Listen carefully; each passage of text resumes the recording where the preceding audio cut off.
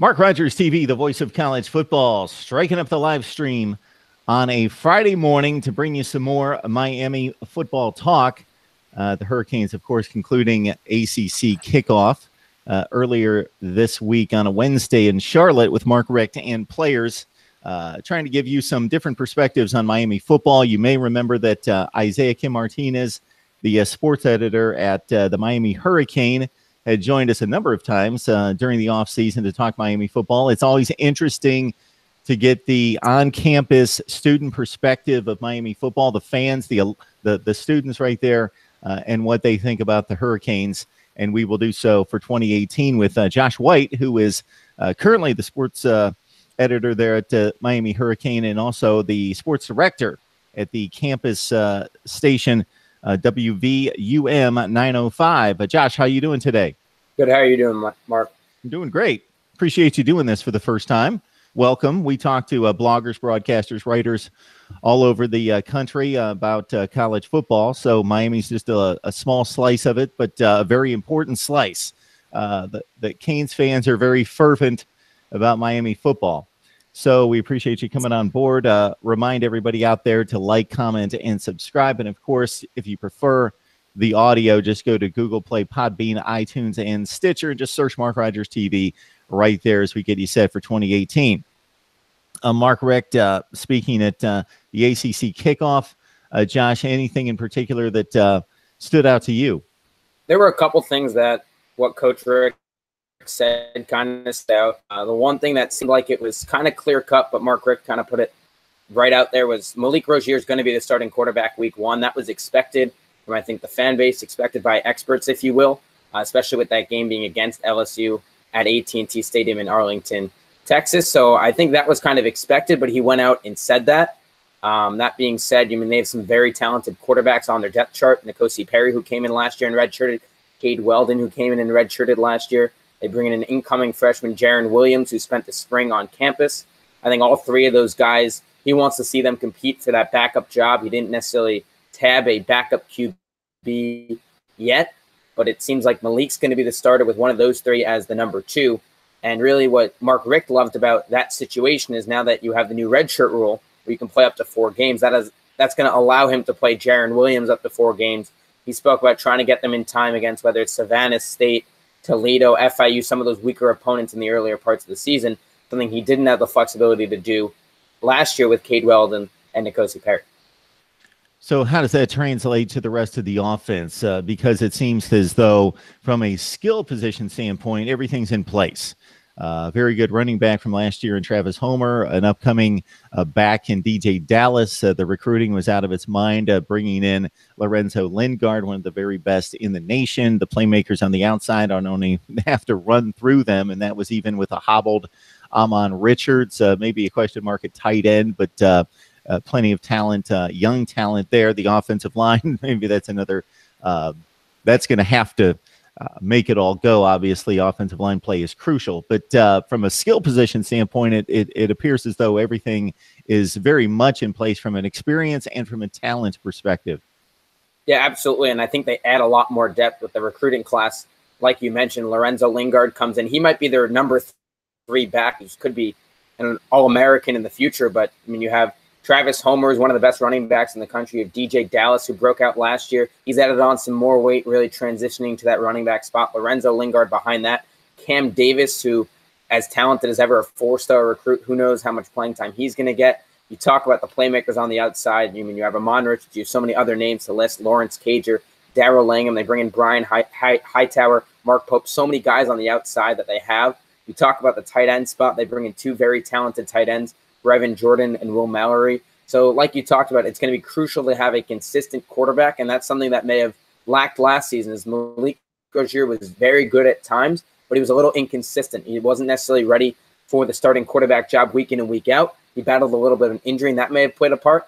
But at ACC kickoff, Amon Richards, Mark Richt, and Jaquan Johnson all spoke about how he's become more consistent. He's become more consistent, not just on the field, but off the field in a leadership aspect, and that's something that he had kind of prided himself on to improve, considering he was just always the backup to Brad Kaya, but now he's taking it upon himself knowing that he's the starter week 1. Josh, as you know, there is much controversy surrounding Malik Rozier. if somebody didn't watch Miami football last year and just picked up a stat sheet, they'd see, I believe, 28 touchdowns, about 3,100 yards passing, and it looks pretty prolific. Watching the games, watching the missed throws, knowing that his receivers bailed him out, or just because of the talent on the outside, were able to turn small chunks of yardage into huge gains. The play just wasn't good down the stretch. It seemed as though he regressed. At the same time, he played two of the best defenses in the country the final two games of the season. Your thoughts about Malik Rozier? What are you hearing on campus? One of the great things, as I mentioned off the top, is getting you, who's got a pulse on the student section and campus in regards to Miami football. Based on what I've heard, Malik Rozier is the most ready quarterback. He was the most ready quarterback last season, and that's kind of why he was a starting quarterback last year. He's going to be the starting quarterback week one. There's all the tools in the world for N'Kosi Perry, just maybe has not picked it up as quick as people would have thought. He's a very talented thrower, very talented runner, but you kind of hear talk that he might be a little more inaccurate at the moment than Malik Rozier is, and that's why Rozier's getting the starting nod again. There's the highest praises in the world for Jaron Williams, who came in as a true freshman in the spring as an early enrollee. I don't think Mark Richt's going to hand him the keys just yet, but I think it could be Mark Richt's guy in the near future. I think Jaron Williams could be the quarterback in the near future, maybe not this season, but I think you'll see him get a shot if Malik Rozier were to struggle. It would either be Williams and Naya. We're on the line with Josh White. He is the sports editor and also sports director for both the radio stations and the newspaper. They're the online newspaper, of course, at the University of Miami, Miami Hurricane, and WVUM 905. Josh, we appreciate you coming on board. This is always a good discussion, and we're already getting a ton of comments concerning Miami football. The defensive front seven was one of the best in college football last year. There were some losses right up front. The linebackers, as far as I know, all coming back. That has to be a great source of reliance and comfort, knowing that the defense should be extremely stout. Yeah, the front seven, like you mentioned, one of the best in the country last year. As a defense in total, they were tied for third in turnovers. Obviously, the turnover chain, an added bonus, if you will. But they did lose Chad Thomas. They lost R.J. McIntosh. They lost Anthony Moten, another guy up front. So they lost a couple of those guys up front, but they add a lot of talent in that area as well. Nesta Silvera, who's going to get a lot of reps at DT. He's an incoming freshman. Gerald Willis, who was on the squad a couple years back, took a year off. He's going to be back. So they kind of have a nice foundation there. They have John Ford, who's a developing defensive tackle who came in last year and made some big plays at times. He'll be back. So they got some talent there. You talked about the linebackers in particular, Shaq Quarterman, Zach McLeod, and Michael Pinckney. They'll all be in their third year starting. They all came on campus as true freshmen, and just the trio of them started. They have a wealth of experience. Shaq Quarterman's probably one of the best linebackers in the country. They all kind of have a little different attitude, if you will. Shaq's kind of that even guys. Mike Pinckney is kind of more of your aggressive, violent type of linebacker hitter, and Zach McLeod kind of feeds in there as a third guy that encompasses the two. So it's kind of interesting to see how they feed off of each other. And they've played a huge part into Miami's defense over the last few years, and Manny Diaz loves coaching them. Yeah, Josh White on the line from the campus radio and newspaper outlets there. Do we still call them newspapers even? What do we call them? Yeah. We actually print a newspaper still. We do print a newspaper. Okay. Once a week. It's gone down from, it used to be twice a week before I got on campus. It's now down to once a week, but there's content on as well 24/7. Because that was back in the day, of course, for us old guys that love to read the newspaper. That's how you get your information. That's how you get your sports news from a more in-depth standpoint, besides the quick glance on the television. So forth was the newspaper, but I just assumed, I had no idea actually whether they actually still, these outlets that have had to transition obviously online, whether they still printed something, because I just don't see them anymore and haven't for years. We got Josh White on the line helping us break down Miami football. And again, the great thing here is that Josh interacts with the students each and every day and has his own take as a student of Miami football. So, Josh, we bring on a lot of bloggers, broadcasters, and writers that have obviously moved on from college, and it's great to get the student perspective. We had Isaiah Kim Martinez on a number of times during the offseason, and Josh has taken over for him. So, as a Miami guy, what are the concerns this year? Concerns-wise, it's kind of that quarterback play, like you mentioned. It was a little inconsistent last year.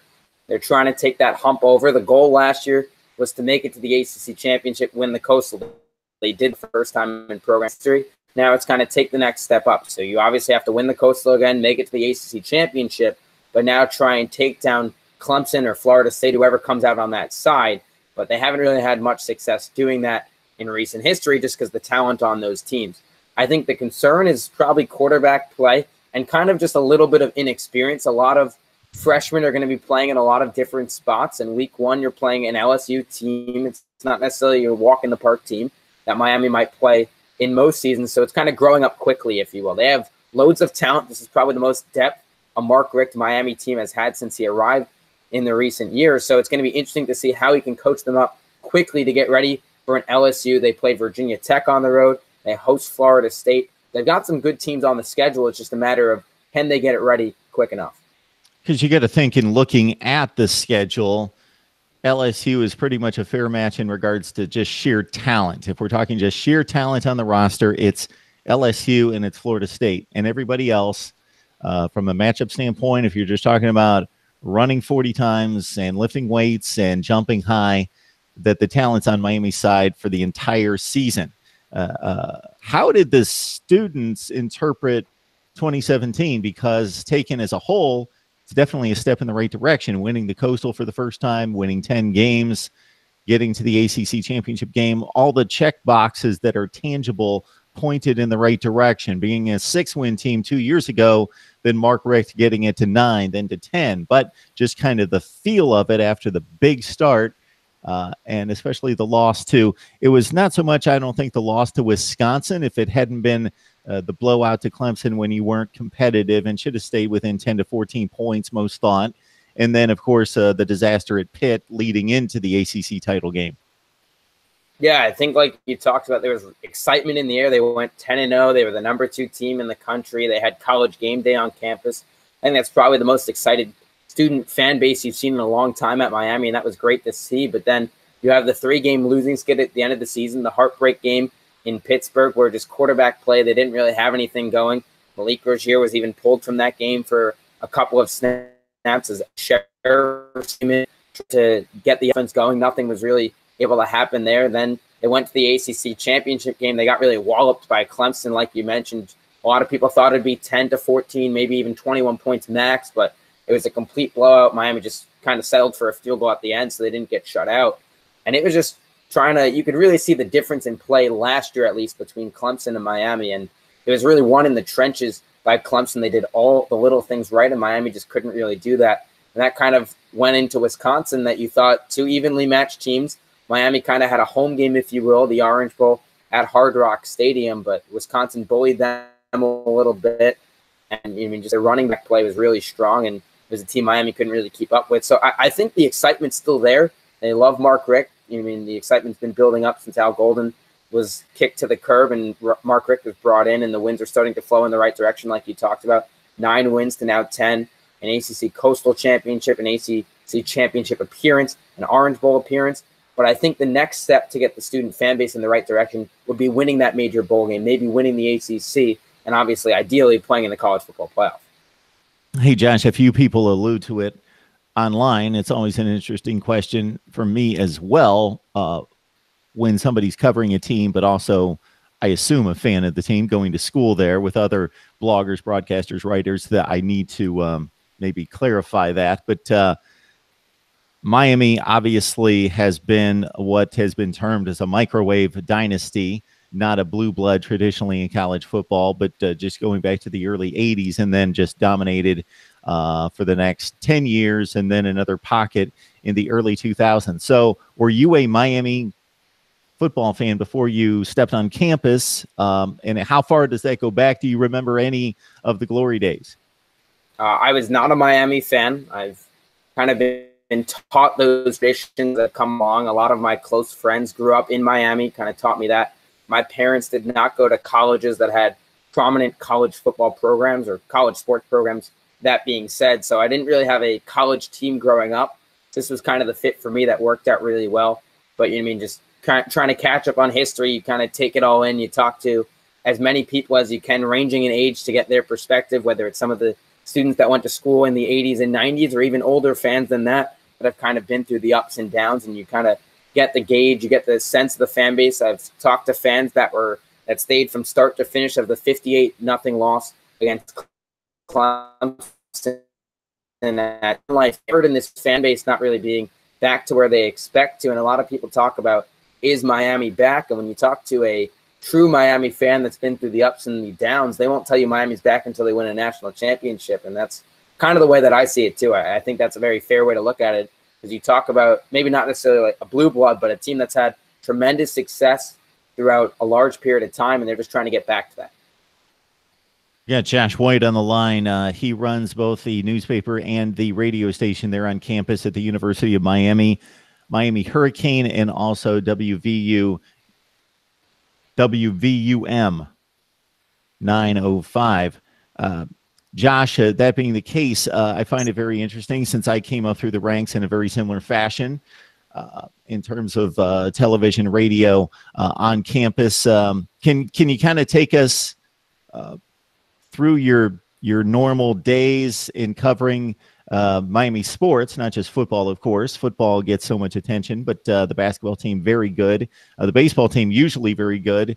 Just the sports day. How many people are on staff? How do you guys, just in regards to workflow and procedures, and how you're covering these teams and what you're doing and what you're doing as a staff. I find it kind of interesting, even if nobody else does, but they should, because this is how sports is covered today. And I'm sure I'm going to find elements that are traditional to going back forever, and then other things that obviously speak to the day and age that we're in with social media and so forth. As a staff, we'll try and operate as any newspaper would in the area, whether it's the Miami Herald, the Sun Sentinel, the Palm Beach Post. The list kind of goes on and on. You know what I mean? We have people at practice. They're watching practice. They're writing reports of who's out there, who might be injured, who's doing separate drills on the side, what they're seeing from QB play, things of that nature. So we're right there with, any other newspaper doing exactly what they would be doing. We're there for the post-practice interviews, taking videos, taking quotes, asking questions, getting that all down. We'll go to Mark Richt's weekly press conference. We'll write, we'll do features. We'll write post-practice recaps. Usually the way that Miami practices work is there'll kind of be a theme for the day, if you will. The players that are talking that day will all be offensive players, or it'll be a quarterback, a wide receiver, and a lineman, and you'll get Thomas Brown, the offensive coordinator. So it kind of forms a story for you, and you talk about the Miami offense that day. And that's what every other newspaper is doing. So the thing that I think that we do kind of cool is, like you talk about, we provide that student perspective that not many other people will see. And I think the other thing that we do very well is, from a updated standpoint, we provide a lot more social media stuff. So, you obviously get the old school newspaper in the next day, and people will post it online within an hour or two of when practice ends. But we do a lot of stuff on Twitter and things of that nature that are seen up to the minute, so people can kind of feel that they're at practice almost. How large is the staff, both radio and newspaper? So the sports staff for newspaper, we're probably anywhere from 15 to 20 writers. That transition on what type of commitment all depends on the person, the availability they have, the flexibility they have. On the radio side, I run the sports department there as well. That's probably more of a staff of upwards of 20 to 25 in that area. And that might not necessarily be more day in and day out coverage. That's more of game day coverage. But you're still getting people that are going there. They might not be providing the content on the radio side day in and day out, but they're seeing it just as much. Very cool. Josh White, sports editor, sports director of both the radio and a newspaper there on campus for the University of Miami. It's the Miami Hurricane. It's also WVUM 905. Josh, in looking at the schedule, I alluded to it a little bit earlier. Miami has, in most recent years, taken the light touch early in the season before hitting a Notre Dame or somebody else out of conference. And most likely their toughest games early being actually conference games, but one of these more dynamic, attention-getting kind of games right out of the gates, LSU and Miami. I get a ton of comments here about it. That has to get the fan base charged up, the students charged up to have, even though the game's not going to be on campus, to have that kind of game out of the gate to test the football team. Yeah, it'll be interesting to see how Miami fares, like you talked about. They usually play some weaker non-conference opponents the first few weeks of the season before they get set for those conference matchups. And it's on a Sunday night at the Dallas Cowboys Stadium. It'll be interesting to see how Miami responds being away from home that first week.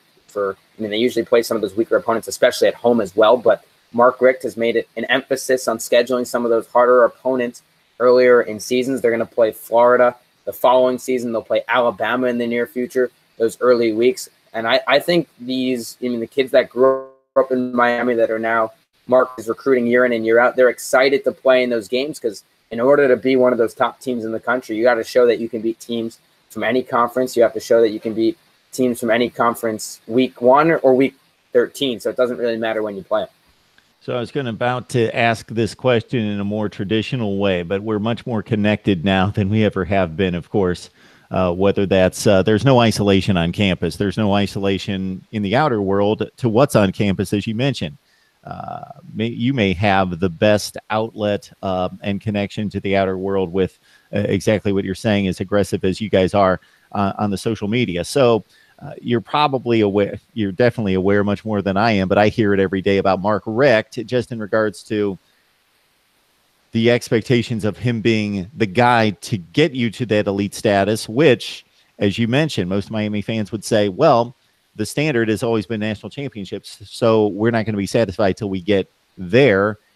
And I get both sides of the Mark Richt coin on, wow, he achieved quite a bit at Georgia. They consistently won 10 games for 15 years.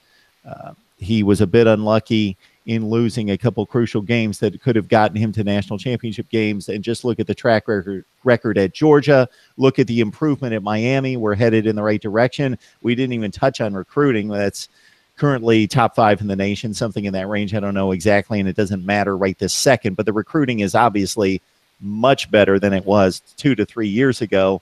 So there's all the positive Mark Richt, and then there's the knock that he lost big games at Georgia. He didn't get it done. He may not get it done here. Maybe he's too nice of a guy. He's not the Nick Saban, Urban Meyer that demands respect and gets the job done in that fashion. Just your thoughts about Mark Richt and what is the popular take on the Mark Richt approach? I think Mark Richt is loved among the Miami fan base. Obviously, you hear all the negative talk about he can't win the big game. I mean, he didn't get it done at Georgia like you're talking about. But if you actually look at his bowl record, he's above 500. I think he's now 10-6 or 10-7 in bowl games. So he wins them more than he doesn't. That being said, that's not necessarily your conference championship game. That's not necessarily a big-time bowl game, or it's not your national championship game like you talked about. But I think it's going to take him a few more years. He's already done wonders, as you can see. He went from 9 wins to 10, Coastal Championship and Orange Bowl appearance. Once he gets a few recruiting classes where it's his guys on campus, the entire depth chart, and that's starting to develop. I mean, this junior class that's still here, that's his recruiting class. So the freshman, the sophomore, and the junior class are all his. He's still working with guys that aren't necessarily his, but he's developed those players really well. Jaquan Johnson, one of those guys who's regarded as one of the best safeties in the country. I mean, that was not a guy that Mark Richt recruited, but he's developed him into a much better player than Al Golden did. So you look at guys like that, and that kind of shows. Even Malik Rozier, for instance, you know what I mean? He might be a little inconsistent, and that's what we saw last year. But as Mark Richt's reputation goes, he's very well known for developing quarterbacks. And he took a guy that probably going to back up his entire career, turned him into a starting quarterback that won 10 games. He's trying to win even more now, potentially lead them to an ACC championship and beyond that. So I think the consensus on Mark Richt is that, I mean, fans love him, the students love him, and it's just a matter of time when he can get those recruiting classes and compete with the Alabamas, the Michigans, the Ohio States, the Clemsons of the world. Hey, Josh, this takes us back a little bit more to your role there and your approach and the staffs being students and being right there entrenched in the university and the obvious connection. How much leeway is there given to criticism and taking certain stories and really interjecting a negative slant if that's what the opinion is?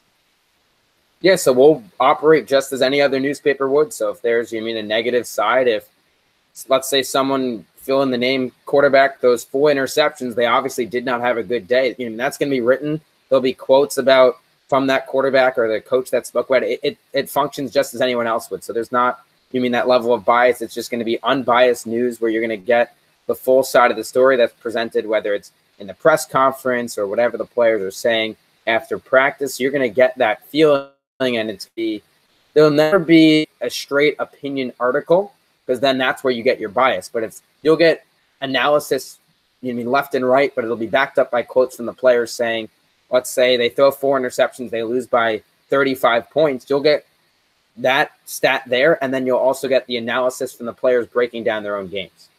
All right, Josh White on the line.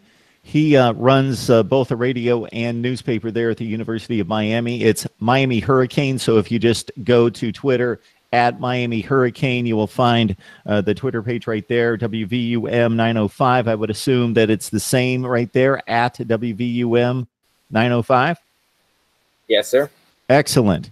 Josh, we appreciate you jumping on board. If there's anything else you'd like to hit on, otherwise we're good to go, and I appreciate you joining Mark Rogers TV today. That's about it. Thanks for having me on, Mark.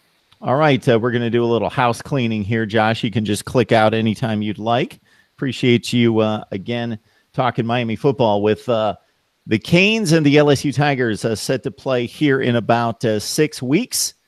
On Saturday, it's just 6 weeks from tomorrow, LSU and Miami there in Jerry's World. All right, I'm going to address the live chat, see what you guys have online. I want to let you know what's upcoming on Mark Rogers TV and what I have planned. And so I don't have it outlined here in front of me, so I'm just going to kind of do some off the top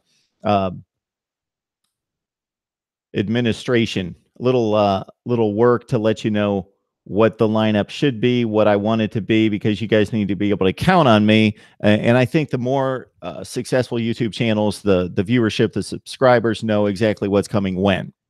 So I would love to address the mail. So you guys have some great comments. I've made the comment a number of times just in the last few weeks that you guys have raised the comments from 1,300 at the first half of 2017, 1,300 to 17,000 plus the first half of 2018. So that's all you. And that's me commenting back as much as I possibly can. And you got to understand that the more you comment, the less I can comment back, obviously, or that's all I would be doing and not providing content and not bringing on the bloggers, the broadcasters, and the writers. So the first thing I need from you guys as well is I need your guest suggestions. So somebody mentioned, I believe it was Prince, 6'1", in the chat that I'm a little scarce on Clemson content. So you guys know what the analysis that I do. I'm not going to give you analysis necessarily on a consistent basis on anybody. I'm not going to sit here every week, just myself, and talk about Clemson football and pretend to be an expert. Do I know the Clemson personnel? Yeah, I can name the defensive line. I can name about the rest, pretty much the rest of the defense. And by the time they play one game, I could name you everybody on the defense and everybody in the starting lineup. I may miss a couple offensive linemen, but I know everybody that plays for Clemson a significant role. Yes, I'm not a Clemson expert. I don't have the pulse on recruiting. I know where they're ranked in recruiting. I can talk for the next 3 hours about Dabo Swinney and what he's accomplished and what Clemson did in the past under all those coaches. I can speak historically. I can do all the things that you guys have seen and heard, but I can't be the expert on every team, meaning the day-to-day expert. I can talk historically. I can talk generally how good they are and who the key players are and what I think of the team and the program and the conference. Certainly, I give you that analysis, and I will be doing a Clemson. I'm just giving Clemson as an example. I will be doing Clemson preview and prediction here the next few weeks. I will also be ranking their schedule against everybody in the ACC and everybody in the Power 5. But that's why I bring on guests, because they know their team specifically. They can talk recruiting. And if I get the right guests, they can talk about personnel. They can talk about the coaching staff. They can talk about the linebackers coach. They know the team through and through. That's why I go the guest route. But I also want to bring you my analysis and get you guys involved in that conversation as well. All right. I say that to let you know that I don't favor any one program. How many do we still have on the line? So hopefully a lot of people get to hear this that watch me on a regular basis. We only have 15 on the line right now. I don't favor any particular program. I want to cover Purdue as much as Miami. I want to cover North Carolina State as much as I do Ohio State, and Kentucky as much as Alabama. Now, two things affect that off the top of my head is obviously I'm going to cover the teams that are winning more than the teams that are not winning. I'm not going to cover a lot of Illinois football. I would like to. I have no issue with covering Illinois. I'll bring on an Illinois person. I will be cutting an Illinois schedule preview, and I will be cutting an Illinois preview and prediction. But Illinois football right now, irrelevant. I would still talk it.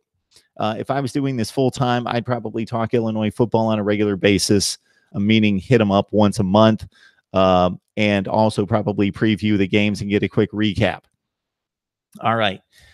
So two things affect how much I cover a team. Number one, how good they are. And number two, what guess I can get. So I've been scarce on Clemson recently, Wisconsin recently, Michigan State. Those teams need to be covered.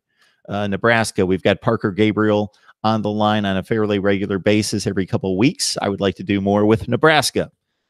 Miami gets a lot of attention because you guys have made it important. But if I just focus on Miami, then I'm serving you, which I try to do. But I also want to bring on other fan bases. I want to replicate what I've got with Miami and USC and Ohio State and a few others. I want to replicate that across the country. This will build the channel. So even if I jump on here and talk Washington football, they're a power. They're probably the best team in the Pac-12. They need to be talked about. But even if I jump on here and I get crickets, I'm still going to talk Washington football because people need to find me that are Washington fans. We know that we have Washington Husky fans. They're a major program.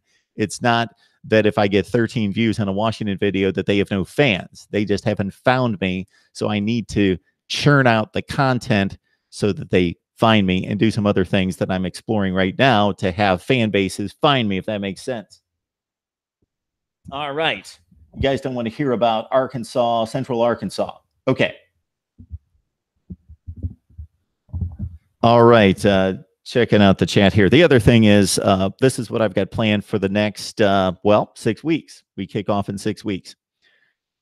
So I am way behind on previews and predictions, and I see other people giving previews and predictions. And our guy, Alex Galbraith of the Gridiron Expert, is knocking out his previews and predictions right now on his channel. And I invite you to go to his channel, Gridiron Expert, and check him out. The reason that he's collaborating with me, and there will be somebody else very soon collaborating with me here at Mark Rogers TV, is that I need help. So I need help more so behind the scenes than in front of the camera, although I'm sure many of you would tell me that I need help in front of the camera as well. I'm just waking up this morning, actually. You can probably see that. But in terms of behind the camera, you can imagine there are production elements. You guys go to other YouTube channels. You guys see fancier productions with the bells and whistles. So I'm focusing on content. I'm focusing on discussion, debate, analysis. But I need to get more focused. And this is probably a bad time of year, but this is where we are on production elements that make it, dress it up, make it look better. I want to take phone calls. I want to reach out in terms of branding and marketing and sales and do all those things that build the channel, to figure out the analytics for YouTube and Facebook and social media, Twitter, and all these other places that I'm not even present. Instagram. All right, so I need a lot of work to do that because I've got kids and I've got a full-time job, and you guys pretty much can guess all of that. So I just do this on the side and I pretty much grind away at it like a full-time job. I put in probably as many hours as a full-time job. So this is to build the channel, but just me churning out content, sitting here talking to a fairly large number of people one day and next to nobody the next day, depending on who I'm talking about and when I catch you guys. That's organically built it to a certain extent, and we're coming up on 5,000 subscribers, but it's not going to build it long term. There has to be things done behind the scenes. So I advertised for interns on Facebook and Twitter and immediately had 3 responses. So I brought Alex on board. He had been here on Mark Rogers TV a couple times, and even though he has a thriving YouTube channel, I appreciate Alex wanting to help me behind the scenes. So he's going to do a lot of things behind the scenes. I didn't think it was fair to him to just have him work behind the scenes, although if that's what he agreed upon, that would be great. But I want his contribution on air as well. So you've seen that in recent days, and you will continue to see that as well. He provides a different voice of college football, Mark Rogers TV. So it's not just Mark Rogers, the voice of college football, Mark Rogers TV, the voice of college football. So you've got Alex on here with a different voice. We will have another contributor very soon, and they will provide another voice and be working more so behind the scenes, again, on all this marketing, branding, and so forth. All right. I'm going to get through the live chat as well, but want to let you know that next up for me, I'll probably be talking to less guests between now and the beginning of the season because I need to put my nose to the grindstone and rank the schedules. And maybe nobody cares about me ranking schedules, but I love to do it. I'm already in the process of doing it. I was mirroring the Pac-12 schedules. I was comparing all of them. And basically, it's a tedious process if you want to do it right, but it's a pretty simple process. You take Washington State, and you eliminate all the teams that they both play, and you're down to about 4 games that differ. So you compare those 4 games and say, well, this is obviously a tougher schedule than that. Boom. But you have to do that with you have to do that with about 70. I'm doing the Power 5 plus the independents. And so anyway, I'm going to get you schedule rankings very soon. Then right after that, I really need to kick it into high gear because I'm going to preview and predict every team in the country.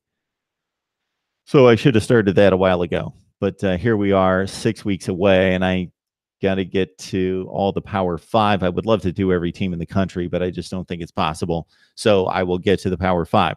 So you're going to see less guests, and it seems like you guys, every time you respond to me, want to see more previews and predictions and lists than anything. So not necessarily guess all the time. So less guess, at least in the next few weeks, except for to give us updates on fall camp, because once these teams go to fall camp early August, we're not going to know much unless somebody gets severely hurt. We're not going to know much for a few days. And then about halfway through camp, we start to get a feel for way things are leaning out of fall camp for any particular position battles or any other news or changes in the program or changes upcoming for the season. So we need to get that. So somebody had mentioned Clemson and Pigskin Pete, Bobby Durkins, and Brian McKnight. I think that was Prince 6'1", and I'm going to go after those guys to talk Clemson football. Again, I'm going to put my nose to the grindstone to do previews and predictions and schedule rankings to get you set for the season. There's about 52 other things that I would like to produce in terms of content that I won't be able to get to, but will maybe in the off season. All right. What else? We had a winner for our giveaway, but out of respect for Alonzo Oliver, Alonzo1219, he is the giver of the first giveaway here at Mark Rogers TV. Then he should be the guy to help me present the person who got me the most subscribers between June 15th and July 15th. There's a particular person out there. I want to see if they're online. I don't think that they're on the chat right now. Yes, and NCIS Fanatic 21 reminds me that we are now 27 subs away from 5,000. So number 5,000 is going to get a debate with me. So if you are a number 5,000, for anybody who follows me on Twitter or Facebook, not my actual Facebook, Mark Rogers TV page, I should put it there. I put it on my personal Facebook page. But anyway, I put it on Twitter that number 5,000 gets a debate with me. That's if they want it. If they don't care, they could care less to be on camera. If they've got nothing to debate, then we'll just let it slide. And maybe I'll go to number 499 or 501 if they want to have a debate. All right. Navy Thomas here for the opinions. It's all good. And I appreciate anytime I lay it out in terms of what I'd like to do with this channel and where I think I'm coming up short currently in trying to get to all the teams that you guys mostly tell me it's all good. And the mailbag I would like to do, that would be something that I can't do this Monday, but I was thinking Monday afternoon would be the best time for me to review the comments from the previous week and do a mailbag, select the best comments, the funniest comments. And as soon as I say funniest, George is going to go crazy now to have him fill up the mailbag. But the best comments, even if they're critical, I read a comment to my son the other night that had us both just busting a gut of somebody just calling me all sorts of names. They didn't point to anything in particular that I had done wrong or said wrong, or any opinion that I had that was wrong. They just laid waste to me, and it was hilarious. So we'll just bring you comments and a mailbag, and this again may not be the best time to introduce this, getting us set for football season, but it seems to be something that again is done by YouTubers to grow the engagement and keep that going as well. All right. Fred. Yeah. See, that's the thing. Anytime we have a contest, Fred Langston joins in to say, does unsubscribing then subscribing count there? So Fred, if you want to debate me, any of you faithful viewers, I'm not going to debate. I don't want to open myself up to debating a bunch of morons and a bunch of knuckleheads and any fans. We want to run. So I want this to be something that you guys feel as though I'm a regular guy. You can contact me. I'm going to contact you back. I don't think I'm better than anyone else. So there's that level of engagement, that level of camaraderie. But at the same time, I want to be respected. So I'm not going to bring on just a bunch of knuckleheads that don't know what they're talking about to debate. You guys have been on here faithfully for quite some time. And there's, I don't know, I can't put the number on it, 20 or 25 of you that I see constantly that support the channel, that will make comments against me. I don't mind that. You can be critical of a comment that I made and start some kind of discussion or debate. That's great, but you're respectful. You support the channel. You support me. And any of you, if you want to reach out to me, whether it's Navy Thomas or NCIS Fanatic 21 or Prince or Fred or Leon Hurricanes or Iron Cross, I'm just talking about the guys that I'm looking at right now. There are other ones, 19 Savage. There's a few other ones. Probably, again, 20 or 25. If you guys want to discuss something, we can set a time, contact me, and send me a comment. Let me know that you want to come on and discuss blank, and I'll bring you on. All right. Knuckleheads in the chat. All right. Let's see what I missed here as I was outlining all of this. Yeah, so Fred, that's a good point. I was going to continue down that road about unsubscribing, then subscribing.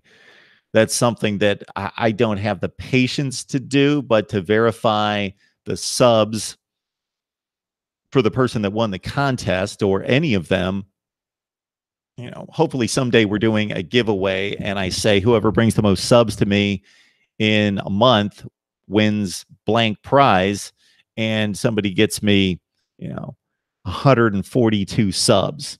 you can imagine what the number was. I think it was 11. So I picked up 2,700 subs last year, 2,400, 20 something. You guys do know that I've got other channels, right? They're really not worth you guys looking at because they're just a replication of what I do here. So I take the Miami stuff and I put it on a Miami channel. I take the SEC stuff, but I'm way behind, and I put it on an SEC channel, and Ohio State and USC. And so the grand plan would be to have kind of a distribution like SB Nation, where we've got the main Mark Rogers TV channel, then we've got the ACC channel, the Big Ten, the SEC, all the conferences or the main brands, and we branch out from there. But this is about all I can handle right now. All right. So yeah, I've wondered about people unsubscribing or subscribing just to count for that particular person and unsubscribing. I got to go by the honor system unless I catch that, because I'm not going to go back and track the 11 subscribers that somebody got me and try to look through a bunch of emails and look through subscriber lists to see if they're still there. I'll just have to trust that that if somebody takes the time to solicit that many subscribers to have comment to me, then most likely most of them are going to stick, and most likely that person supports me pretty consistently for them to be able to go out and get subscribers. I've got to trust the process there. All right. I couldn't click unsubscribe on Mark Rogers TV even to win a contest. It would just feel wrong. Love this channel too much. Prince stepping up. And Prince, you probably heard I've got your Clemson contacts right here, and I will reach out to them. 26 to go. I think I've mentioned this at times as well, that it confounds me that people watch my channel on a consistent basis and they don't subscribe. And then the next thought is I must be driving people crazy with notifications. You guys have heard me talk about when I used to have, as of 6 weeks to 2 months ago, for about a year and a half, I was editing these down so I would have this conversation like I just did with Josh White. And then I would not post it immediately. It wouldn't be a live stream. We would record it. We'd do exactly what we just did, but it would be recorded and not released to the channel. Then I would go back and see, okay, we talked for 40 minutes. Did we talk quarterback? So there's 8 minutes. And I would edit it down into specific segments. And then I'd start releasing videos, and people were like, you're bombarding us with videos and I can't keep up. Plus, it was just, the editing was just brutal doing all that. So I thought, you know what? I'm going to establish the live stream. It's going to cut into my viewership. I'm not going to get as many views because instead of releasing 6 Miami videos just now, I've got 1. But what I'm trying to do, and if you've noticed in the last week or so, is that I do whip through the video real quick, and I timestamp it to provide people with a list of topics and the times that they're talked about so that they can cut into the video if they just want to hear about recruiting or whatever it is. All right, 26 down to go. So what I started to talk about there, NCIS Fanatic 21, is people that don't subscribe. So turn off your notifications.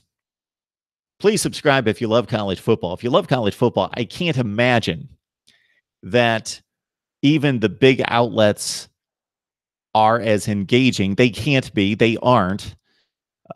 And actually, we can grind down analysis here that you don't get from the big outlets. When the big outlet chooses to talk about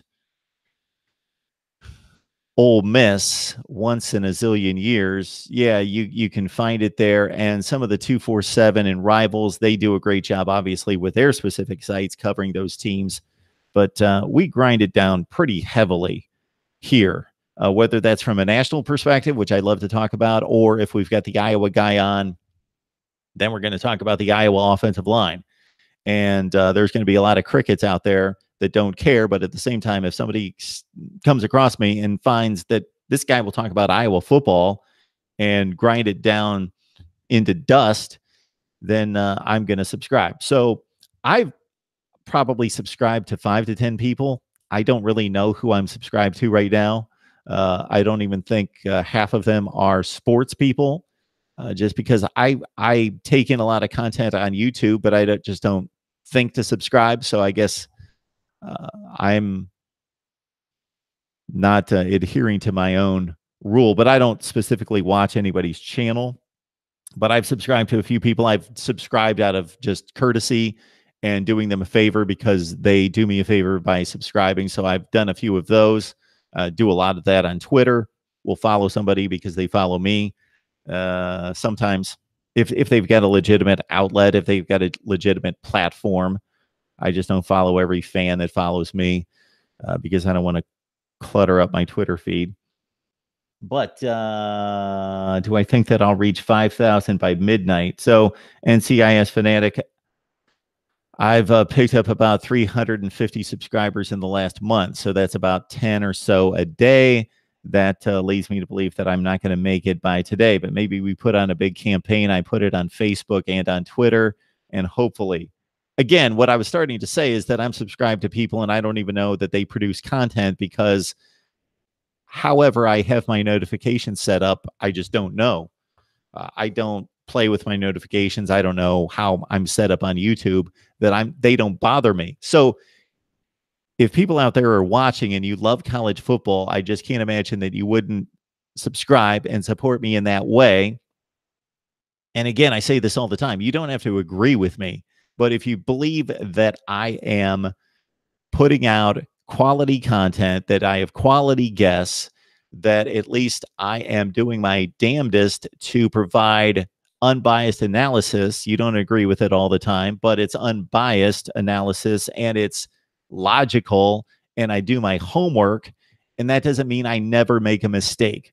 This I thought was crazy a couple weeks ago. Some guy just blew into me. And even when I defended myself and explained it, he still just would not let it go. So I misidentified an Ohio State player a few weeks ago during a discussion. It was the play against Penn State in which the receiver and the defensive back both had their hands on the football, and it was a difficult call because they both had possession, and the officials had to, of course, call it on the field, and they looked at it for 42 minutes, and they had to come to a decision. So I was just alluding to that play, and I initially named the wrong Ohio State defensive back. I actually didn't even need to be corrected. I figured it out within a couple seconds and corrected myself maybe a minute later. I said, oh yeah, that, and I corrected myself about a minute later, and somebody just blasted me for not doing my homework. Well, if you're going to hold everybody to that standard that never makes a typo with their mouth, never misspeaks, never misidentifies a player, knows everything and always speaks it correctly. So you understand another thing is sometimes people know things, but they still spit out the wrong name in the moment. Like a couple I had on Gracie Terrell talking Kansas State in the Big 12, and we were talking Kansas City Chiefs quarterbacks. And just because Alex Smith and Kirk Cousins were being discussed at the same time in regards to free agency or being traded for one another, and those two open quarterback spots, I had them kind of linked in my brain. So real quick, I mentioned Kirk Cousins being the quarterback of the Chiefs, and then I corrected myself within like 5 seconds. I said, oh, not Cousins. Of course, he went to Minnesota. Pat Mahomes is the new starting quarterback in Kansas City. Now, some people would then call me up and just blast me for misidentifying the Chiefs starting quarterback, which I didn't do. I had a slip of the tongue for 5 seconds. That kind of stuff's crazy to me because anybody can misspeak. And even if you watch the major outlets, believe me, I work for one. There are mistakes made multiple times a day. All right. NCIS Fanatic 21 sharing this stream to Google Plus. I appreciate that. I don't even know how you did that. Google Plus is a mystery to me in that I've got my podcast connected directly to Podbean. They're my provider. And so what I basically do for you guys that probably just watch these and don't go to the audio, but I strip the audio and I post it on Podbean, and I'm usually a day or two behind, and I'm going to have to correct that during the season. That's just another pain in the side, but I have to have audio out there. But I just strip the audio from these conversations and I take them to Podbean, and then they get redistributed to iTunes, Stitcher, and Google Play. And I have not been able to find myself on Google Play. NCIS Fanatic 21, if you can find me on Google Play, please let me know. I've had a couple of people that tell me that they found me on Google Play, and I'm supposed to be linked to Google Play. But if you were able to share the video as well, that's great. So that's maybe another thing you can let me know, NCIS Fanatic 21. Is there a way for me to connect this directly to Google Play to have my videos posted there? John Cater. I'm just sick of the disrespect to Alonzo 1219. Mark says nothing about this. All right. So, John, I can address that. All right. So, Zoe and I connected on social media several months ago. No, it was sometime during last college football season. So it's been probably 9 or 10 months. And I believe I reached out to him. I don't think he reached out to me. He was aware of me and had come across my channel, I believe. And I just saw him as just another voice, another guy that was passionate about his team, approached it from a different way. And I just thought, I have a Miami contingent and I want to hit Miami football. Cam does a great job, and it's in its own league on certain levels in certain ways. But I would like to get different perspectives. Zoe is a fan of Miami football. He's knowledgeable on every aspect of Miami football to a degree. I think we know what we get with Zoe. He's a passionate fan. He understands football. He does know the game. He can watch a game. So there's a difference between having knowledge of a team in terms of you've memorized the personnel, you know, the stats, you know the workings of the organization and who the coach is, and that you've got head knowledge, book knowledge of that particular team, or maybe all of college football, versus understanding football. So I've got a buddy who doesn't care anything about college football or the NFL, but he watches football. So he doesn't care to know who the personnel, but he understands football. He can watch a game and tell you what's going on. So you have those two different. So Zoe gives us a little bit of both. He understands watching football, analyzing football. He also is very familiar with Miami personnel. He is not going to be able, most of the time, to give you analysis on the most recent recruit or target or signee to the Miami football program. He's not going to know the backgrounds and the hometowns of every, again, he has a channel that serves a certain purpose. He's going to hit the broad topics, the big topics. He knows the players that are in the system that play on the field. He's not going to know the guy that redshirted that is going to play for the first time this fall, maybe on special teams, and give you a complete background on him. So the criticism on Alonzo, I'm glad that you brought that up, John. That who's John Cater? I don't know who John Cater is. I know that he's made a comment here that needs to be addressed concerning Alonzo. So I would like all of you, anybody watching, anybody whoever watches Mark Rogers TV, to be courteous and respectful of guests. Don't take direct shots at them personally. You can take all the shots you want. They have laid themselves out for fair game in regards to their analysis. And if they don't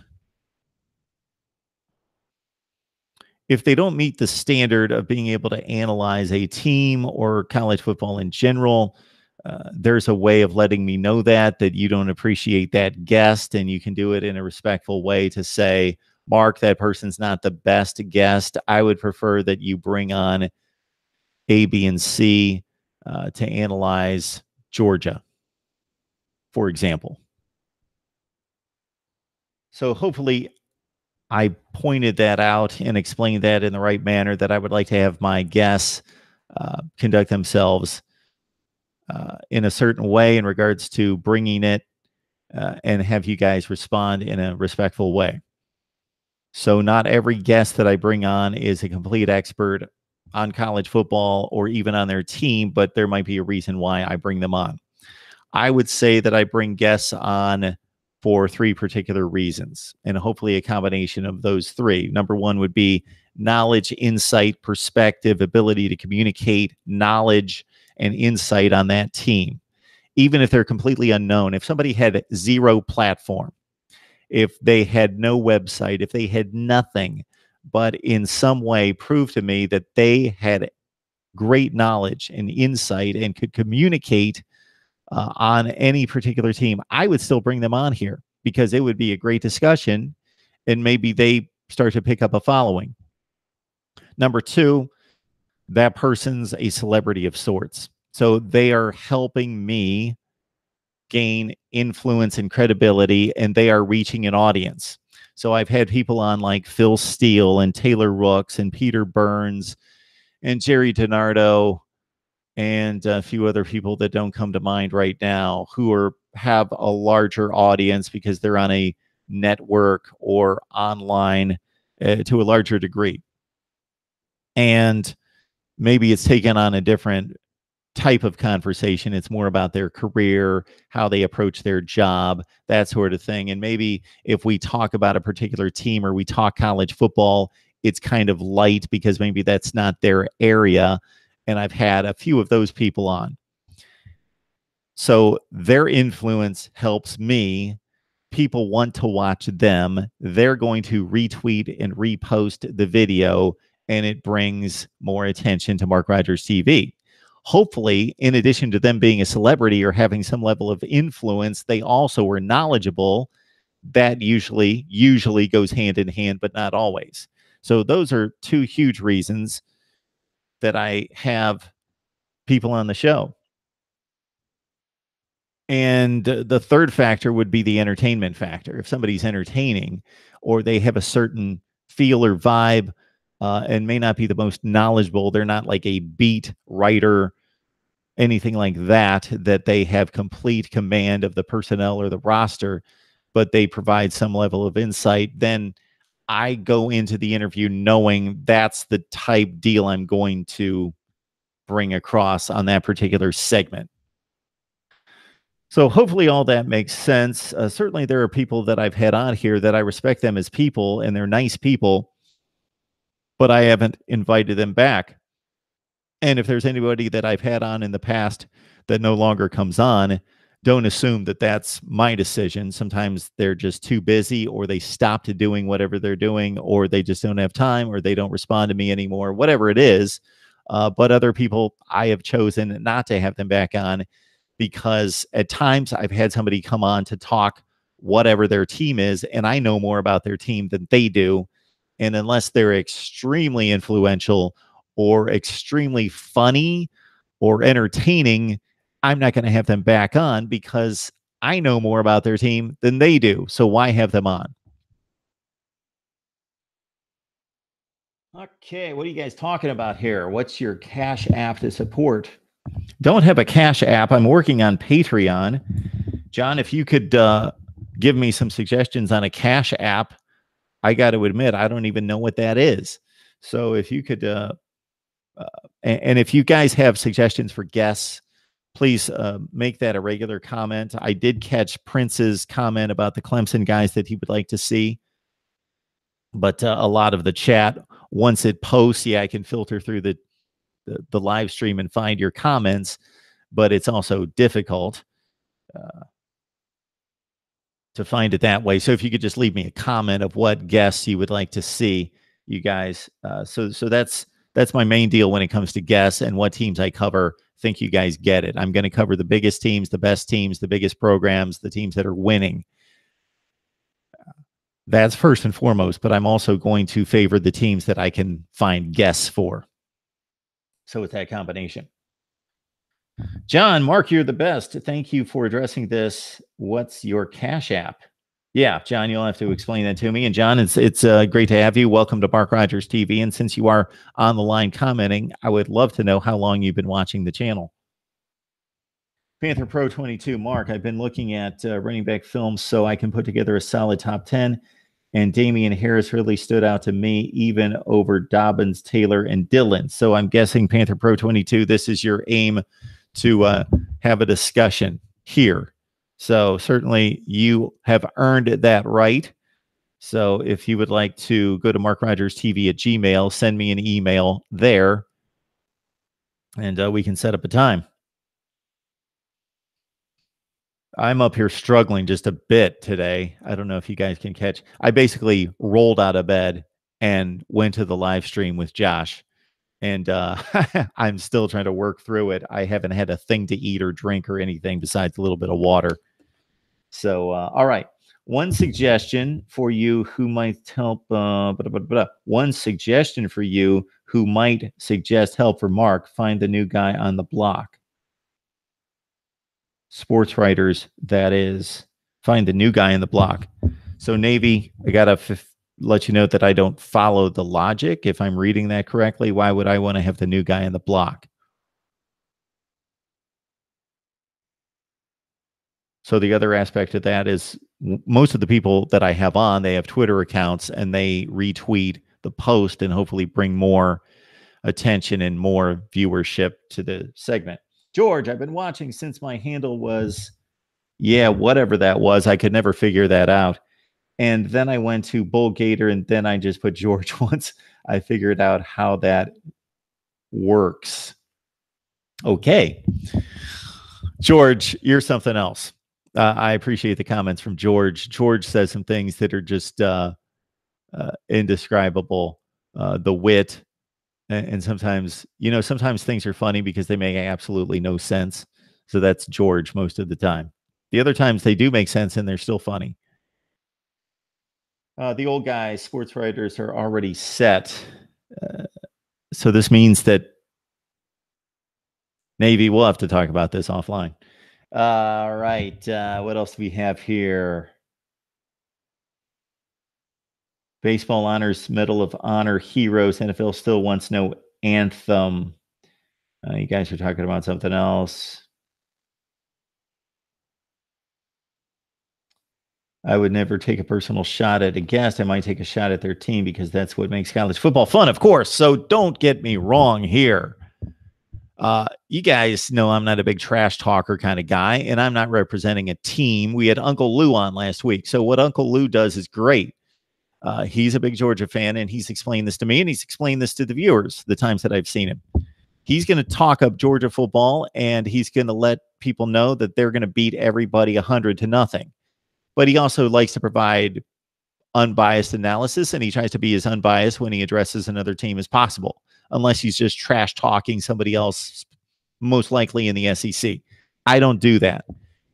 You guys have found out who my favorite team is. I wanted to keep that under wraps. Like, part of me wanted to keep that under wraps just because I didn't want to be, okay, then my opinion and my analysis is taken out of context because everybody knows who I'm rooting for.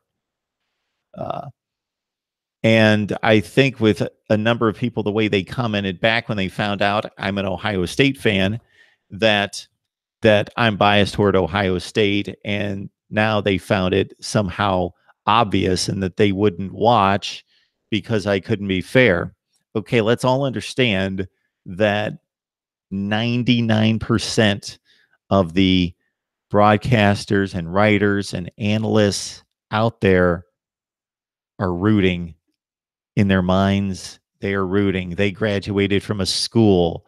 They were a fan of a particular team their entire lives. And regardless of what they say, they root. They want a particular team to win.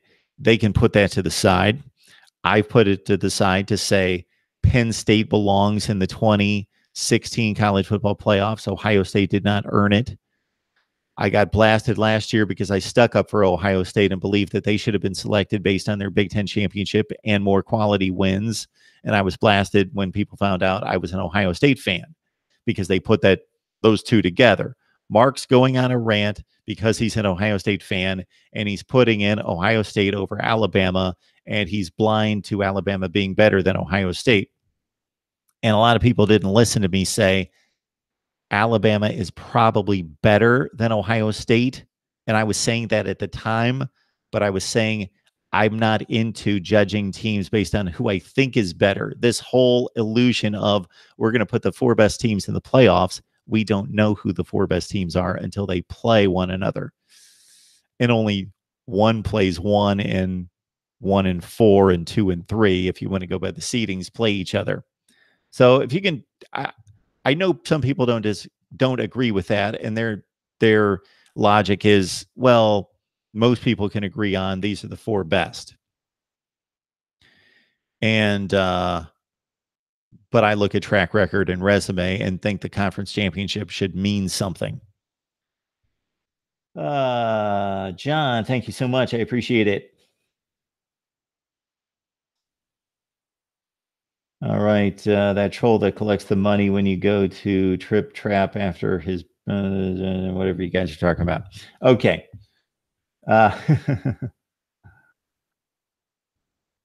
Leon's a bit lost. So nobody on here is disrespecting. I'm not really talking to you guys who watch me all the time. I'm not talking to you guys at all. I'm just talking to random. There were a number of people who disrespected Zoe, who trashed him. And there's people that make random comments and shots at me, but that's always going to happen. Look up an ESPN video and people are taking shots at Kirk Herbstreit and David Pollock and Jesse Palmer or whoever. And that doesn't mean they don't know their stuff. You just have to be able to blow that off. I'm just asking that's not, people aren't going to adhere to that, and that's fine. I'll take whatever comments I get. I think they're funny. The only thing that bothers me is when I get misrepresented, when somebody criticizes me for something that I didn't say, or they completely take it out of context, or they believe that I don't know something that I do know because they heard it the wrong way. That's really the only thing I get offended by, but that's going to continue to happen as well. So I need to be as clear a communicator as possible. That's what I can control. Don't get upset with the things in life that you can't control, and control the things that you can control, unless it involves another person, and then that's a relationship thing, and that's maybe another channel. All right. Let's take this thing from the top and scan it. Miami's got the number 2 recruiting class behind Clemson. Need more Clemson guys. We're getting after that as soon as we get off here. We got so next week we've got Big Ten Media Days and we've got Pac-12 Media Days, and I've got people lined up already. And it almost just gets in the way. Do you guys? So here's a question. So I just ripped through as much as I could get to with SEC, Big 12, and ACC Media Days. Maybe I could have done a little bit more.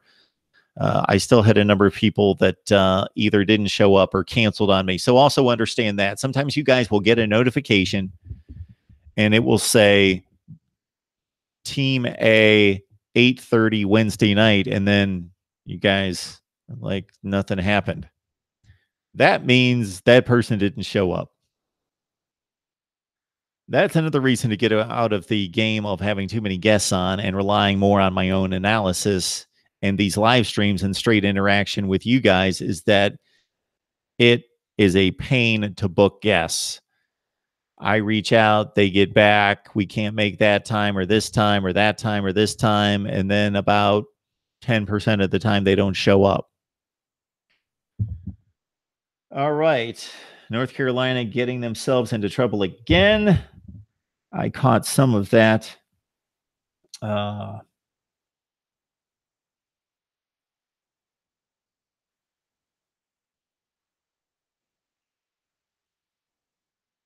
NCIS fanatic, you crack me up with this ownership. He mentions every time, whoever I'm talking to, the Ohio State wins against that particular team. Got to remember the losses too. So Ohio State, Miami, of course, the 2002 national championships, the big one. They actually played in 1976. So this is about 3 years before Miami got good, and the Buckeyes beat them only like 10-0 in the shoe. Okay. Then more recently, they played In 2010 and 11, the Buckeyes won at home, but they lost the next year, the Luke Fickell season in 2011. So you got to take note of that, NCIS fanatic, because we are unbiased here at Mark Rogers TV. So we have to note Miami's win over Ohio State in 2011, 24-6, with Joe Bosserman at quarterback. All right, yeah, let's tee it up. Iron Cross, I can't agree with you more. It will be so nice to actually watch football and then get on here and talk about what we just saw, to be able to say, oh, we've got fresh material.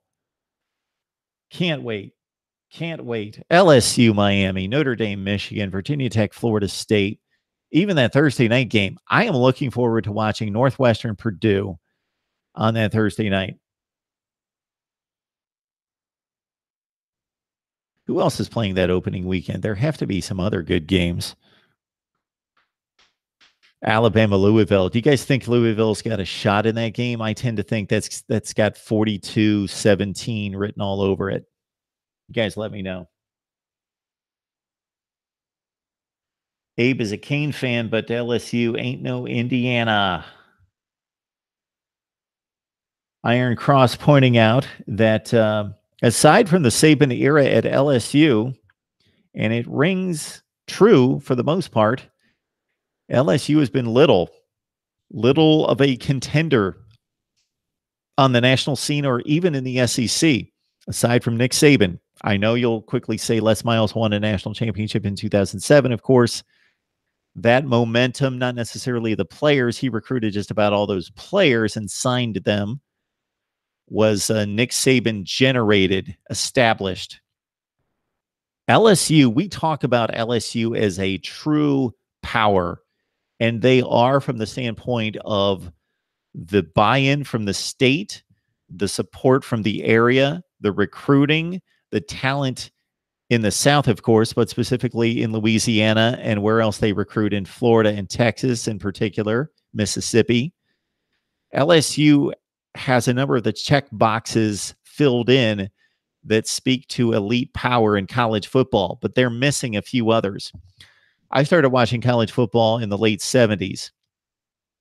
From the late 70s until Nick Saban hit campus in the year 2000, LSU, aside from a couple seasons where they jumped up with a 9-2 type of season, they threw out a ton of 6-5s and 7-4s when they were playing 11-game seasons. Nick Saban stepped on campus. They instantly started to win. The second season, they won the SEC and went to the Sugar Bowl and annihilated Illinois, who had no business being there, but they earned the right, but talent-wise had no business being there. And the program took off, and Saban won a national championship, and Les Miles was able to maintain the momentum and go to 2 more BCS championship games and win one. And so LSU was prominent from 2001 to 2011 based on record. And then I think that there was a carryover when you just get to a BCS championship game and you don't free fall like Oregon just did, but you maintain some level of consistency. And LSU had the talent, but kept losing games, key games, and maintained a top 15 status record-wise. So I'm saying LSU nationally prominent from 2000 to 13 or 14, started to get the feel of, okay, we're going to see this over and over and over, 8-4, 8-4, 8-4, 8-4. Are they still nationally relevant? Of course they are, based on a lot of measurements, but based on being a serious contender in the SEC and to win a national championship, well, that stopped in 2012-13. So that's pretty much the history of LSU football, recent history. We could go back to Billy Cannon and the Halloween night run, whatever they call it, the ghost run against Ole Miss, and him winning the Heisman Trophy and LSU winning the national championship. All right, where are you guys? Hey, Mark, did you get that question I asked? First week against a non-conference opponent, Power 5 team. How do you feel about that? I don't know what you're alluding to, Fred. If you could ask that another time. The chat is difficult to track here for you guys that have questions, especially once we're uh, past the guest. All right, Leon says it's all good. Iron Cross, you're doing great. Love the show. Mr. Rubicon, seeing Mr. Rubicon for the first time. I would love to know how long you've been watching Mark Rogers TV, because this is the first comment I've seen.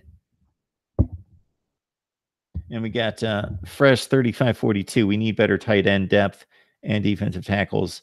I believe he's talking about Miami. Lamar Stevens, man, I thought you were about to say Les Miles. I'm here for the opinions, Mark. It's all good. We've gone past that. NTIS Fanatic 21. Bringing up 62-3 and 56-14. That's got to have Navy Thomas 8 feeling real good right about now. We also have to take into consideration that 2011 game, NCIS Fanatic. That was Braxton Miller getting hurt. Buckeyes took a 17-point lead, blew it. Nebraska comes back and wins, I believe, 31-27. And then they rematched in Urban Meyer's first year in Columbus, and that was a complete rout. 62-38, something in that range, 62-35 Buckeyes. They didn't play in 2013 or 14. When did they play the next time? They played that 62-3 game in 2016. I can't believe that they didn't play between 2012 and 2016. Nebraska, Ohio State. Thought they played one other time in there, and Ohio State had its way, but they definitely had it their way in 2016 and 2017, those two games. Even the 56-14 game was not 56-14. It was like 56-0, and then Nebraska scored two meaningless touchdowns. I mentioned Zoe and the giveaway and the prize, and that I would like to have him present to be able to give away the prize, because this is all due to him. He is kind enough, good enough, regardless of what you feel about Zoe's analysis. This man comes on my channel and promotes Mark Rogers TV. He promotes Mark Rogers TV on his channel, so I have nothing but good things to say about Zoe. He is not a beat writer. He does not follow the Miami program from the standpoint of personnel breakdowns and learning where the players are from and what their recruiting rankings are and what their 40 times are. He doesn't digest all of that. He's not that type of analyst. He watches all the games. He rewatches all the games. He knows what he's talking about. Big picture, positional units. He'll talk about it.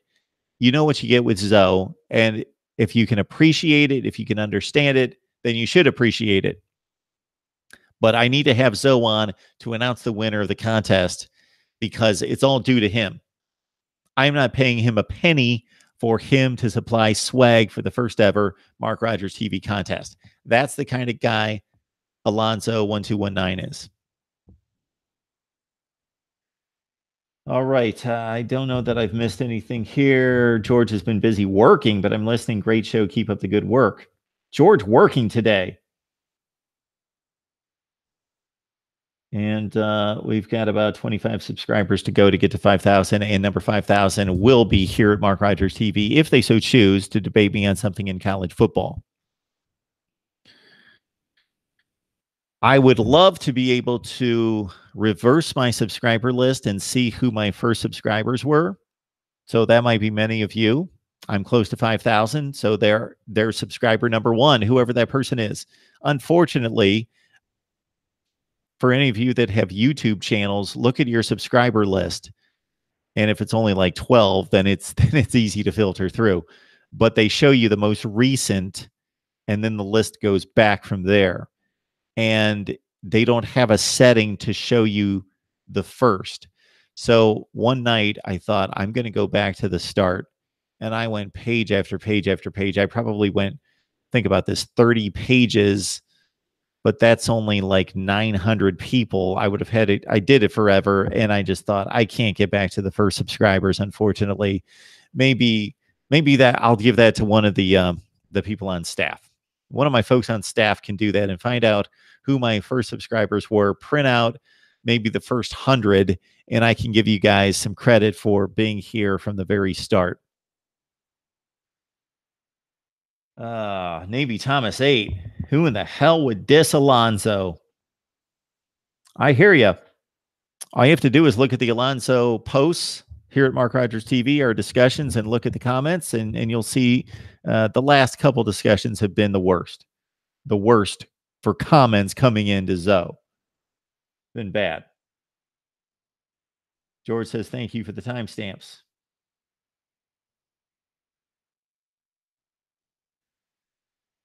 All right. John was getting after me there. Didn't think I was going to address that. You guys have to realize that I don't see everything on the live chat.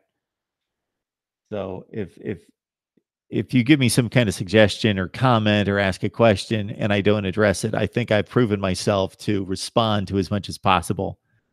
And when I get 9,000 comments in a month, and that doesn't count the live chat, I'm not going to respond to all of them. I pick and choose and I give it a glance. And I'm trying to give you guys the best channel possible.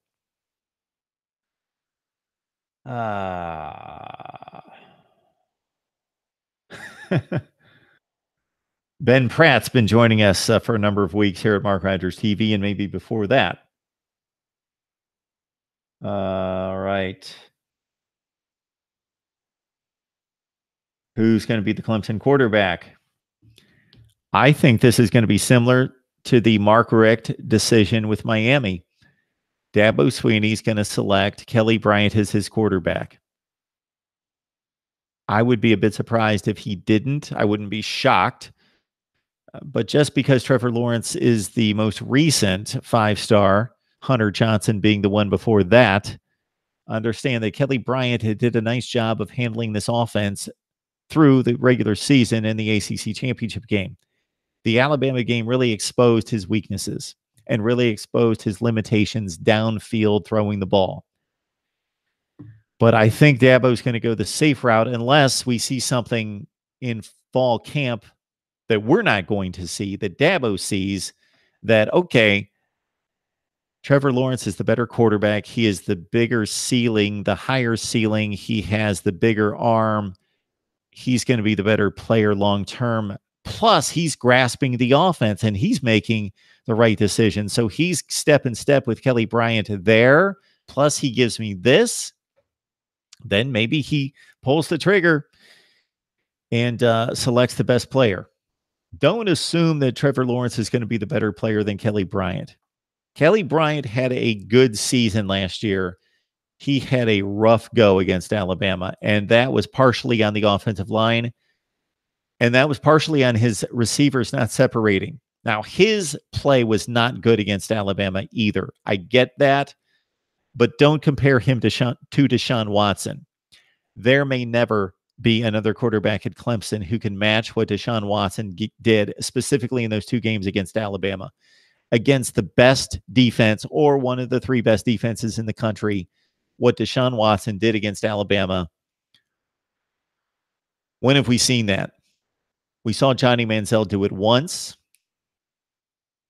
The other game was more a come from behind. So the second time Manziel played Alabama at Kyle Field, the score looked good. I believe it was 49-42, but Alabama had as much as a 4-touchdown lead in that game, and it was generally 2 to 3 touchdowns. And Johnny threw it all over the place and put up a lot of yardage, and he did make some great plays in that game, but he turned it over a lot, and Alabama really ran away from that game. And so that wasn't like the first matchup in Tuscaloosa where Johnny Manziel was Johnny Manziel and stole the college football season in one night and the Heisman Trophy and beating Alabama and playing just a razor-sharp game.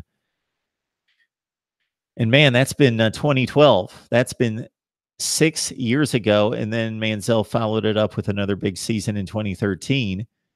It's been that long for Johnny Manziel, 5 to 6 years ago. Can you believe that? That I was sitting in front of the same laptop, or actually it was a different laptop, talking about Johnny Manziel 5 to 6 years ago. The guy was something else in college. He really was. The U is back. I'm from Manchester, Connecticut. What part of Connecticut are you from, Mark? So my job brought me here. It wasn't my job at the time, but the people that hired me brought me to Connecticut. That would be ESPN. I live in Torrington, Connecticut. I've been here for 17 years. All right. We're carving through those notifications. Off topic, but the new Navy quarterback is being highly touted. Yeah, I have heard the same thing. I don't know anything about him.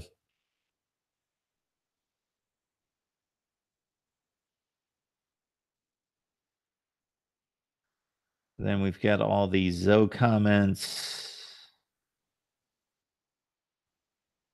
It's too late to speak up, Mark. It's too late. Okay. All right. Anything else I missed? And we're going to get a running back list from Panther Pro. We've got Prince talking about Clemson's quarterback coach said they are considering a 2-quarterback system at the beginning as well. They will still use Kelly Bryant for red zone packages when Lawrence takes over. I was at the Clemson spring game. Front row, Trevor Lawrence is the real deal. He ran off Cooper and Johnson, who were both 5-star quarterbacks for a reason. Manziel, Fran Tarkenton wannabe. And he was Fran Tarkenton, Iron Cross, for 2 years at Texas A&M. He was pretty special. Didn't have the mental makeup, the emotional makeup, or maybe the physical size and stamina to play in the NFL. We know what was the demise of Johnny Manziel first and foremost. He wasn't mature enough. Secondly, probably didn't have, he still could have been a quarterback in the NFL if he had the emotional and mental makeup and maturity of other, we could list a ton of quarterbacks, somebody who's currently successful in the NFL, even somebody who's not known for that, Matthew Stafford, somebody like that. He didn't have to be Tom Brady or Peyton Manning in terms of maturity and film study. But if he would have just been the average NFL quarterback when it came to mental and emotional preparation and maturity and leadership, Johnny Manziel could have been a quarterback in the NFL, maybe a backup or a quarterback who got spot starts for a bad team. He could play the position to that level. I saw enough at the NFL level to say, okay, Johnny Manziel, he can be one of the 96 quarterbacks in the NFL. 3 deep on every roster, 32 teams, 96 quarterback spots in the NFL. Johnny Manziel could be one of those guys. So Prince says Trevor Lawrence is going to be the starting quarterback at some point this season. So Prince, you are much closer to the situation on Clemson than I am, so I'm going to take your word for it. I would just say that I would not be surprised if Kelly Bryant starts game 1 and keeps the job until Dabo sees something that shows him that this kid's not going to beat the big teams in the big games come playoff time. Clemson has Florida State. They've got Texas A&M. And those are the 2 games that are going to be the biggest tests. And I only list Texas A&M because it's out of conference on the road. But Texas A&M is basically on par with Louisville and NC State and whoever Clemson plays in the other division. I don't remember, besides Georgia Tech, who they have this year. I don't think it's anybody special. I think it's Duke. So it's Texas A&M, NC State, Louisville, Florida State. Those are the 4 games to be concerned with. And, of course, they've lost to Syracuse and Pitt the last 2 years. So you never know. Manziel was definitely physically talented enough for the NFL. Kickoffs, unfortunately, Navy Thomas 8, yes, are going to be a thing of the past. They're exciting. They're just too dangerous and have been deemed as such. Clemson does have a pretty easy schedule. We will find out when I rank all the schedules. All right, guys, it's been great. Again, I want to let you know that, and maybe one note of feedback that I would like to get, in addition to all the regular stuff where I want to hear suggestions on content and on guests, So bring those my way, as always. So I tried to hammer SEC, Big 12, and ACC media days as much as I possibly could. In the SEC, I got to just about everybody. Maybe not specifically, but I brushed through them on particular conversations, and then had specific conversations on Texas A&M, Arkansas, and LSU, and Tennessee. And through the Big 12, I got to everybody but Iowa State and Kansas, and maybe Texas Tech, but talked about all the contenders in the Big 12. The ACC, I pretty much just got to Miami. I was supposed to be on with Jeff Greenberg from North Carolina to talk Tar Heels this morning, but that didn't work out, unfortunately. So I was a bit light on the ACC. I have reached out to our guy James Coleman from Gridiron Now on Florida State. So do you guys care about what is talked about at these media days? If not, I will focus on the season. I will focus on previews and predictions because those are going to take a ton of time. And of course, my baby, the schedule rankings.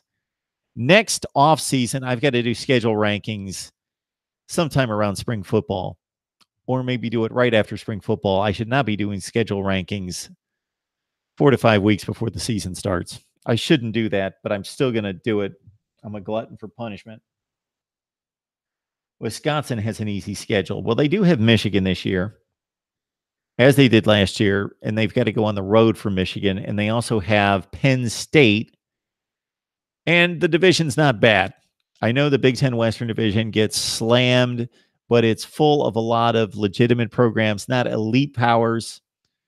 It's not the Big Ten East, but Minnesota's usually decent. They're usually fringe top 25. Iowa's usually right in that same boat, fringe top 25. Nebraska's usually fringe top 25. Now I'm talking 2 or 3 years ago and before that. Northwestern's been good. No, you're not going to run into Michigan, Michigan State, Clemson, any elite teams in the Big Ten Western Division. So the schedule's not great for Wisconsin, but it's better with the addition of Penn State and having to go to Michigan. It's a little bit tougher than last year. All right. So, guys, it's been good. We got to the Wholesome One jumping on. We'll have to catch up with you soon, sir. And I appreciate everybody else jumping on the line. We will have schedule rankings coming. I am personally attending American Conference Media Days on Monday and Tuesday. You'll see reports from me there. And also we'll have to cover the Big Ten and the Pac-12 next week. Schedule rankings, previews, and predictions are coming. You're going to see Alex Galbraith, the gridiron expert, here as well. Time for me to eat, do some other things, and work on those schedules. And we will see you guys soon. Again, I am committed to a live stream on Sunday at 4, Monday at 6, Wednesday and Thursday night at 7. Those are all Eastern time. And you guys know me. I'm going to jump on the live stream a lot more than that. But I'm committed through the summer until football schedule to Sunday, Monday, Wednesday, and Thursday. Mark it down. 4 on Sunday, 6 on Monday, 7 o'clock on Wednesday and Thursday. Those are Eastern time. We will see you guys soon. Appreciate the support. Please like, subscribe, and comment. And remember to tell your family and friends that we're here. Mark Rogers TV, the voice of college football.